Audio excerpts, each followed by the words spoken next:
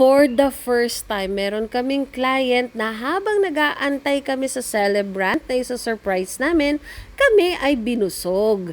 At dahil catering is life, motherhood is lifer, and TikTok is lifest, andito tayo ngayon sa isang fire station para surpresahin si Senior Superintendent Antonio Razal for his 51st birthday. So ito yung mga sinerve namin, the usual. May chicken confit, Korean roast pork, pumpkin soup, Asian salad, pesto Cajun pasta, mango tapioca, may salmon teriyaki, roast beef, and also hindi mawawala ang pudding croissant. Tapos may paletsyon din. And ang nakakakilig dito is habang nag-aantay kami, syempre nagugutom na ang lahat. Tapos urong-sulong yung oras kung kailan kami mag-uumpisa kasi nga naman, hindi namin matansya kung kailan matatapos ang trabaho ni sir. So ayan na, sabi ni ma'am, kain muna kayo dito. This is for all of us while waiting for him. Kasi syempre, nagugutom na daw kami. So ayan, nakikita ninyo. Pero medyo mahiyain yung pagkakakuha ko. Hindi ko naman magarapan lahat. So ayan mga kamari chef, may pakape pa para gising na gising ang kaluluwa namin. At ito na, nung dumating na si sir, ay talagang nagkagulatan, hindi niya ina-expect. And it's really sweet na may ganyang mga moments ang mag-aasawa. Alam niyo ba, habang pinapakinggan ko silang mag-asawa mag-speech,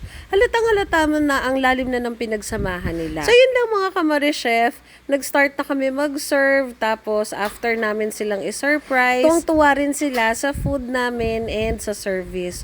So very successful itong event na to mga Marichef. It's very humbling and nakakakilig at the same time kasi talagang nagustuhan daw nila kami. Ayun lang, bye-bye!